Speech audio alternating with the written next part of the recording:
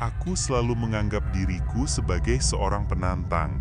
Penantang mitos, penantang batas, penantang segala hal yang dianggap tabu atau tahayul oleh masyarakat modern. Profesiku sebagai vlogger petualangan misteri adalah wadah sempurna untuk menyalurkan ambisi itu. Aku mencari kebenaran di balik cerita-cerita seram, membongkar rahasia di balik tempat-tempat angker, dan seringnya aku menemukan bahwa sebagian besar hanya bualan belaka, buah dari imajinasi liar atau kebetulan yang dilebih-lebihkan. Namun, semua itu berubah saat aku mendengar tentang hutan terlarang Angker Jaya. Cerita tentang hutan Angker Jaya bukan sekedar desas-desus biasa. Ini adalah legenda yang mengakar dalam di sebuah desa terpencil jauh di pedalaman Kalimantan. Penduduk desa yang kutemui setelah perjalanan berjam-jam menyusuri jalan tanah yang nyaris tak terlihat, menatapku dengan tatapan aneh saat aku menyebutkan nama hutan itu. Ada campuran rasa takut, iba, dan semacam peringatan yang tak terucapkan di mata mereka. Hutan itu bukan untuk manusia, nak, kata seorang tetua desa. Suaranya serak dan berat, matanya menerawang jauh seolah melihat sesuatu yang tak kasat mata. Banyak yang mencoba, tidak ada yang kembali utuh. Kalaupun kembali, mereka bukan lagi diri mereka yang dulu. Kisah-kisah yang kudengar membuat bulu kuduk merinding, meskipun aku berusaha keras untuk tetap skeptis. Ada yang bilang hutan itu hidup, bernapas dengan dendam para arwah yang terperangkap. Ada yang menyebutnya gerbang menuju dimensi lain, tempat makhluk-makhluk tak dikenal bersembunyi. Paling sering, mereka berbicara tentang penjaga hutan, entitas kuno yang murka jika wilayahnya dilanggar. Orang-orang hilang, suara-suara aneh di malam hari, penampakan bayangan melintas cepat di tepian hutan, penyakit misterius yang menyerang mereka yang berani mendekat. Semua itu hanya memicu rasa penasaranku. Aku harus membuktikannya. Aku harus tahu apa yang sebenarnya terjadi di hutan Angker Jaya. Maka, dengan tekad bulat, aku mempersiapkan diri. Aku membawa perlengkapan standar untuk petualangan solo, kamera aksi lengkap dengan beberapa baterai cadangan, senter super terang, kompas analog, GPS genggam, pisau serbaguna, P3K, makanan dan air untuk beberapa hari, serta tenda dan peralatan tidur. Aku juga membawa drone kecil, berharap bisa mendapatkan beberapa gambar udara yang dramatis. Aku sengaja tidak memberitahu terlalu banyak detail tentang tujuanku kepada siapapun, hanya mengatakan akan melakukan ekspedisi hutan biasa. Aku tahu, jika aku mengungkapkan hutan Angker Jaya sebagai tujuanku, tidak akan ada yang mengizinkanku pergi atau setidaknya akan menatapku dengan tatapan seperti orang gila. Pagi itu, saat kabut tipis masih menyelimuti desa, aku melangkah menuju batas hutan. Jalan setapak menuju hutan itu nyaris tak terlihat, ditelan oleh semak belukar yang lebat. Udara terasa dingin dan lembab, membawa aroma tanah basah dan dedaunan membusuk. Di belakangku, desa perlahan menghilang di balik kerimbunan pepohonan. Di depanku, gerbang gelap dari hutan Angker Jaya menganga seolah mengundang sekaligus mengancam. Langkah pertamaku ke dalam hutan terasa biasa saja. Suara serangga berdengung, burung-burung berkicau samar di kejauhan. Sinar matahari masih bisa menembus celah-celah dedaunan, menciptakan pola cahaya dan bayangan yang menari di lantai hutan. Aku menyalakan kamera, mulai merekam setiap langkah dan setiap pengamatan. Oke teman-teman, bisikku ke kamera. Ini dia, hutan Angker Jaya. Sejauh ini tidak ada yang terlalu angker, mungkin hanya hutan biasa dengan reputasi buruk. Namun, semakin dalam aku melangkah, atmosfer hutan mulai berubah drastis. Pohon-pohon tumbuh semakin rapat, kanopi dedaunan begitu tebal hingga sinar matahari nyaris tak bisa menembus. Gelap dan lembab, suara-suara alam yang tadinya kudengar perlahan memudar, digantikan oleh keheningan yang menyesakkan. Ini bukan keheningan yang damai, melainkan keheningan yang berat, seolah udara itu sendiri menahan napas. Aku mulai merasa seperti berjalan di bawah air. Kompas di tanganku mulai bertingkah aneh, jarumnya berputar-putar tak tentu arah, seolah kehilangan kemampuannya untuk menemukan utara. GPS genggamku yang seharusnya bekerja dengan baik di area terbuka, tiba-tiba mati total. Layarnya gelap, tak ada respons. Aku mencoba menyalakannya lagi, tapi sia-sia. Perasaan gelisah mulai merayapi benakku. Ini bukan pertanda baik. Aku mencoba meyakinkan diri bahwa mungkin ada gangguan magnetik alami di area ini, atau baterai GPS-ku rusak. Tapi jauh di lubuk hati, aku tahu itu lebih dari sekedar kebetulan. Aku terus berjalan mengandalkan insting dan ingatan arahku. Tapi setiap belok tampak sama, setiap pohon terlihat identik. Aku merasa seperti terjebak dalam labirin hijau yang tak berujung. Rasa disorientasi perlahan mengambil alih. Waktu terasa melar, 1 jam terasa seperti 2, atau mungkin hanya 15 menit, aku tak yakin lagi. Kemudian, suara-suara itu muncul. Awalnya hanya bisikan samar, seperti angin yang melewati dedaunan, tapi terlalu teratur untuk menjadi suara alam. Bisikan itu terdengar seperti bergumam, kadang-kadang seperti tawa anak-anak yang jauh, kadang seperti tangisan lirih yang menyayat hati. Aku berhenti, mencoba mendengarkan lebih seksama. "Halo?" panggilku, suaraku terdengar kecil dan rapuh di tengah keheningan hutan. Tidak ada jawaban, hanya keheningan yang kembali menelan. Aku mencoba meyakinkan diriku lagi, mungkin itu hanya imajinasiku, karena kelelahan atau karena sugesti cerita-cerita yang kudengar. Tapi kemudian aku melihatnya. Sebuah bayangan hitam sangat cepat melintas di antara pepohonan di pinggir penglihatanku. Itu terlalu besar untuk menjadi binatang biasa dan terlalu gesit untuk menjadi manusia. Aku berbalik cepat mengarahkan senter, tapi tidak ada apa-apa. Hanya pohon-pohon tua yang berdiri tegak diselimuti lumut tebal. Jantungku mulai berdetak lebih cepat. Aku melanjutkan perjalanan, mencoba mengabaikan rasa takut yang mulai tumbuh. Beberapa jam kemudian, aku menemukan sesuatu yang membuatku terkesiap. Sisa-sisa perkemahan lama, sebuah tenda yang robek dan membusuk, beberapa kaleng makanan berkarat, dan yang paling mengerikan, sebuah tas ransel yang tergeletak di tanah, isinya berserakan. Sebuah jaket lusuh dan sepasang sepatu bot yang sudah usang. Tidak ada tulang belulang, tidak ada tanda-tanda perkelahian, hanya sisa-sisa dari seseorang yang seolah-olah menghilang begitu saja di tengah aktivitasnya. Siapa mereka? Apa yang terjadi? Aku memeriksa tas itu, sebuah dompet kosong, beberapa lembar foto keluarga yang sudah pudar. Tidak ada identitas yang jelas.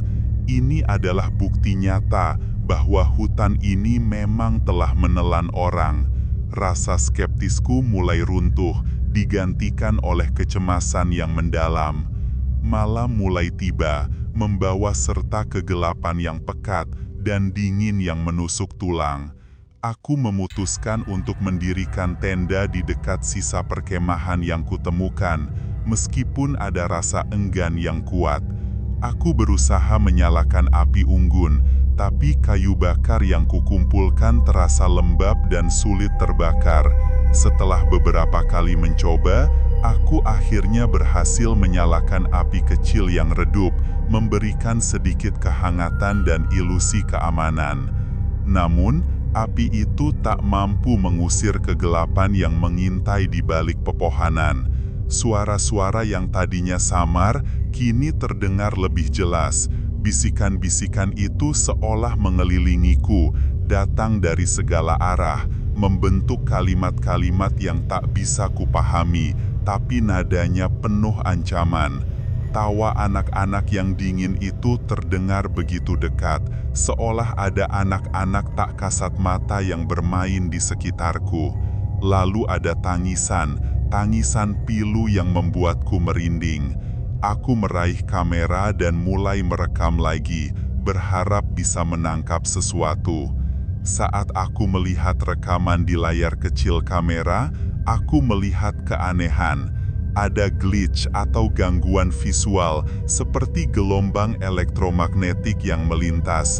Dan di beberapa bingkai, aku bersumpah melihat bayangan-bayangan hitam yang bergerak sangat cepat, lebih menyerupai asap daripada wujud padat. Baterai kamera yang tadinya penuh, tiba-tiba menunjukkan indikator merah. Ini tidak mungkin, aku baru saja menggantinya. Aku mematikan kamera, menyimpan kembali senter, dan berusaha tidur. Tapi bagaimana bisa tidur saat setiap suara, setiap embusan angin, setiap gesekan daun terasa seperti ancaman? Aku mendengar suara langkah kaki yang sangat pelan mengelilingi tendaku. Satu langkah, berhenti, lalu langkah lain di sisi yang berbeda. Seolah ada sesuatu yang mengawasiku, mengitariku, mempelajari setiap gerak-geriku. Aku berbaring diam, jantung berdetak kencang di dadaku. Aku mencoba menenangkan diri, meyakinkan diri bahwa ini hanya kelelahan dan ketakutan yang berlebihan. Tapi bulu kuduku terus merinding, seolah ada tangan dingin yang menyentuh tengkukku. Aku merasakan hawa dingin yang menusuk, jauh melampaui dinginnya malam hutan. Pagi menjelang, namun tak ada kelegaan. Hutan terasa lebih gelap dari sebelumnya, bahkan di bawah sinar matahari yang samar. Aku menemukan ukiran-ukiran aneh di beberapa batang pohon tua.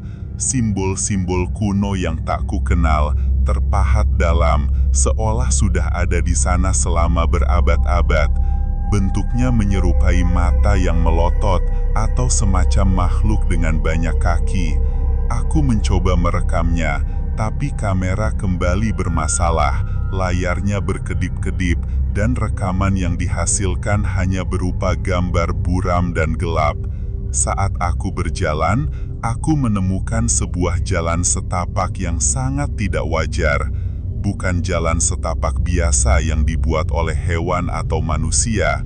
Lebarnya terlalu seragam, tanahnya terlalu rata, seolah ada sesuatu yang mengukirnya dengan sengaja, membelah hutan yang lebat ini. Jalan itu berkelok-kelok, menunjukkanku semakin dalam ke jantung hutan. Meskipun ada rasa takut yang kuat, rasa penasaranku lebih besar. Aku harus tahu kemana jalan ini akan membawaku. Aku mengikuti jalan setapak itu selama berjam-jam, melewati pepohonan yang semakin tua dan menjulang tinggi. Udara semakin berat, semakin dingin. Aroma tanah dan lumut digantikan oleh bau aneh yang samar, seperti bau tanah basah bercampur bau amis yang menusuk hidung. Keheningan hutan semakin pekat, bahkan suara langkah kakiku sendiri terasa terlalu keras. Akhirnya, jalan setapak itu berakhir di sebuah tanah lapang kecil, dan di tengah tanah lapang itu berdiri sebuah struktur batu yang sangat tua. Sebuah kuil atau altar kuno tertutup lumut tebal dan tanaman merambat. Bentuknya aneh, bukan seperti arsitektur yang pernah kulihat. Batu-batu penyusunnya tampak terlalu besar, terlalu kasar, dan tersusun dengan pola yang tidak simetris, seolah dibangun oleh tangan yang bukan manusia. Di tengah altar itu ada sebuah patung dari batu yang sama, menggambarkan makhluk aneh, setengah manusia, setengah hewan, dengan anggota tubuh yang proporsionalnya tidak wajar. Wajahnya mengerikan, dengan mata yang cekung, dan disitulah kengerian sebenarnya. Kedua matanya, meskipun terbuat dari batu, memancarkan cahaya merah samar, seolah ada bara api yang menyala dari dalam. Aku merasakan hawa panas yang aneh dari patung itu, bercampur dengan hawa dingin yang menusuk di sekitarnya. Bau amis yang samar tadi kini menjadi sangat kuat, menusuk hidung dan membuatku mual. Bau darah segar atau mungkin bau daging busuk, aku tak yakin. Tiba-tiba, telingaku menangkap suara yang sangat jelas. Bukan bisikan lagi, bukan tawa samar. Ini adalah teriakan, teriakan penderitaan yang mengerikan, seolah-olah puluhan orang sedang disiksa di dekatku. Aku berbalik, mencari sumber suara, tapi tidak ada siapa-siapa. Teriakan itu datang dari segala arah, dari dalam hutan itu sendiri, dari altar itu sendiri. Kemudian, aku melihatnya, sebuah penampakan yang tak akan pernah bisa kulupakan. Di pinggir penglihatanku, di antara bayangan pohon-pohon yang menjulang, melintas sesosok tinggi kurus. Tubuhnya panjang dan ramping, kulitnya tampak pucat atau keabu-abuan. Matanya merah menyala, persis seperti mata patung di altar itu. Sosok itu bergerak dengan kecepatan yang tidak wajar, menghilang secepat ia muncul. Itu nyata, itu bukan imajinasiku. Rasa takut yang luar biasa mencengkeramku. Aku ingin lari, ingin berteriak, tapi tubuhku membeku. Aku mencoba mengangkat kamera, tapi tanganku gemetar hebat. Saat aku mencoba merekam, kamera itu tiba-tiba terlempar dari tanganku, membentur batu dan pecah berkeping-keping. Aku merasakan sebuah kekuatan tak kasat mata mendorongku, membuatku terhuyung dan jatuh berlutut. Aku menatap altar dan patung mengerikan itu. Aku menyadari dengan rasa ngeri yang menusuk bahwa ini bukan hanya mitos, ini adalah kenyataan. Ada sesuatu yang hidup di hutan ini, sesuatu yang kuno, kuat, dan jahat. Penjaga hutan, bisikku, suaraku tercekat. Di dinding altar, di balik lumut yang tebal, aku melihat tulisan-tulisan kuno. Aku tidak mengerti bahasanya, tapi bentuknya mengancam, seolah setiap goresan menyimpan kutukan. Mungkin itu adalah peringatan, mungkin itu adalah mantra, aku tidak tahu. Di tanah di sekitar altar, aku melihat jejak kaki, bukan jejak kaki manusia, bukan jejak kaki hewan yang kukenal. Bentuknya aneh, dengan 3 jari yang panjang dan cakar yang tajam. Jejak itu tampak baru, seolah ada sesuatu yang baru saja berjalan di sana. Waktu terasa berhenti, atau mungkin berjalan sangat lambat. Aku merasa terjebak dalam pusaran kengerian. Pohon-pohon di sekitarku seolah bergerak, cabang-cabangnya melambai-lambai seperti tangan yang ingin meraihku. Aku melihat wajah-wajah muncul di batang pohon, mata-mata yang mengawasi, mulut-mulut yang menyeringai. Ini adalah halusinasi atau bukan? Aku mencoba berdiri, mencoba lari, tapi kakiku terasa berat, seolah ada rantai tak terlihat yang mengikatku. Ada kekuatan yang menarikku, menahanku di tempat itu. Aku mendengar namaku dipanggil. Aku. Suara itu datang dari segala arah, dari atas, dari bawah, dari samping. Kadang suara anak-anak, kadang suara wanita, kadang suara pria. Semuanya memanggil namaku dengan nada mengejek, mengancam. Aku melihat bayangan-bayangan, bukan hanya satu, tapi banyak. Sosok-sosok tinggi kurus dengan mata merah melayang-layang di sekitar altar. Jumlah mereka tak terhingga. Mereka mengelilingiku, semakin mendekat, membentuk lingkaran yang mencekik. Aku bisa merasakan nafas dingin mereka, bau amis yang menusuk semakin kuat. Aku berteriak sekuat tenaga, tapi suaraku seolah tertelan oleh hutan, tak ada yang mendengar. Tiba-tiba, sebuah suara berat dan dalam menggema, bukan dari satu arah, tapi dari setiap sudut hutan, dari setiap inci tanah di bawah kakiku, dari setiap helai daun di atas kepalaku. Itu adalah suara yang begitu tua, begitu kuat, begitu penuh kemarahan, hingga membuat tulang-tulangku bergetar. Kau telah melanggar batas. Suara itu mengguncang seluruh keberadaanku. Aku merasa seluruh duniaku runtuh. Gelombang energi dingin menghantamku, membuatku limbung. Pandanganku kabur dan kegelapan menelanku. Aku terbangun dengan rasa sakit di sekujur tubuh. Kepalaku pusing, tenggorokanku kering kerontang. Aku terbaring di tanah yang lembab, pakaianku kotor dan robek di beberapa tempat. Ada luka goresan di tangan dan kakiku dan memar di bahuku.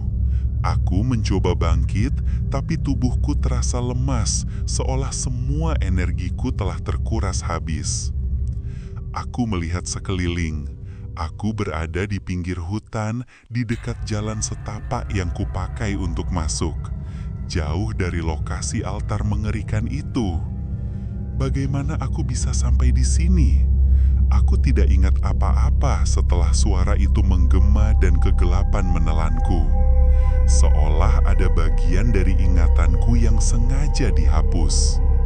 Saat aku mencoba berjalan terseok-seok keluar dari hutan, aku melihat beberapa orang, penduduk desa. Mereka menemukanku. Mereka tidak terkejut melihat keadaanku. Hanya ada tatapan kasihan dan ketakutan di mata mereka. Mereka membantuku, memapahku kembali ke desa. Di desa, aku diberi makan dan minum. Mereka merawat luka-lukaku. Aku mencoba menceritakan apa yang kualami, tentang altar, tentang patung bermata merah, tentang sosok-sosok mengerikan dan suara yang menggema. Tapi kata-kataku terdengar kacau, tidak masuk akal bahkan di telingaku sendiri. Penduduk desa hanya mengangguk-angguk, tidak menyela, tapi aku tahu mereka tidak percaya sepenuhnya. Atau mungkin mereka sudah tahu dan tidak ingin membahasnya. Kau beruntung, Nak, kata tetua desa yang sama menatapku dengan tatapan yang sama seperti saat pertama kali kami bertemu. Penjaga hutan itu tidak membunuhmu, tapi ia mengambil sesuatu darimu dan meninggalkan sesuatu di dalam dirimu. Aku tidak mengerti maksudnya, tapi aku merasa ada yang berbeda dalam diriku. Bukan hanya trauma fisik dan mental, ada kekosongan dan ada sesuatu yang lain. Sebuah perasaan dingin yang tak pernah hilang, seperti ada bongkahan es di dalam dadaku.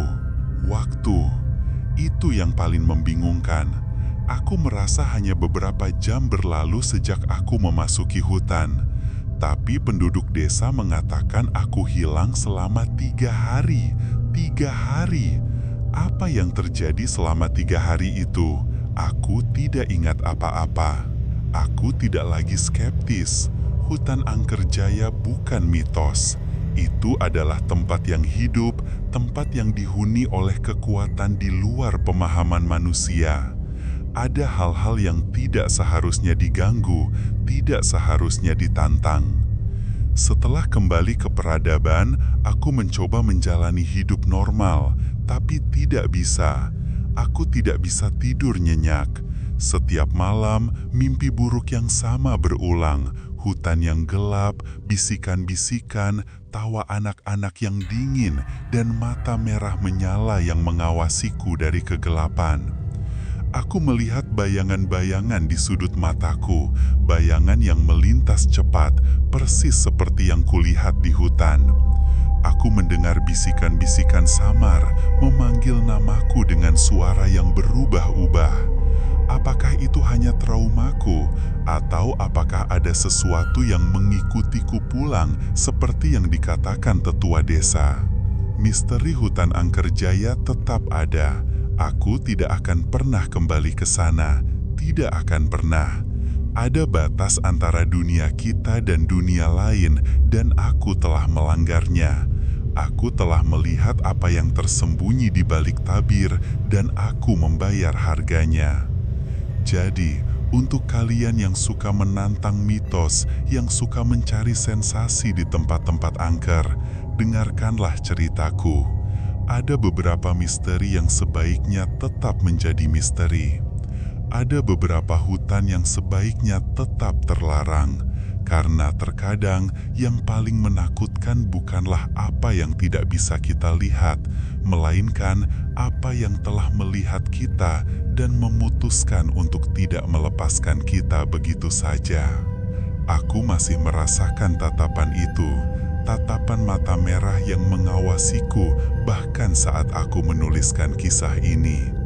Aku bertanya-tanya, apakah aku benar-benar selamat, atau apakah hanya sebagian dari diriku yang berhasil keluar dari hutan Angker Jaya, sementara sebagian lainnya, atau mungkin jiwaku, telah selamanya tertinggal di sana, menjadi bagian dari para arwah yang terperangkap.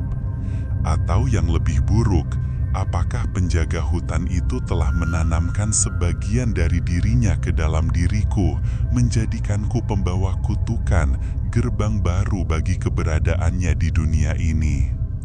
Aku tidak tahu, dan aku rasa aku tidak ingin tahu.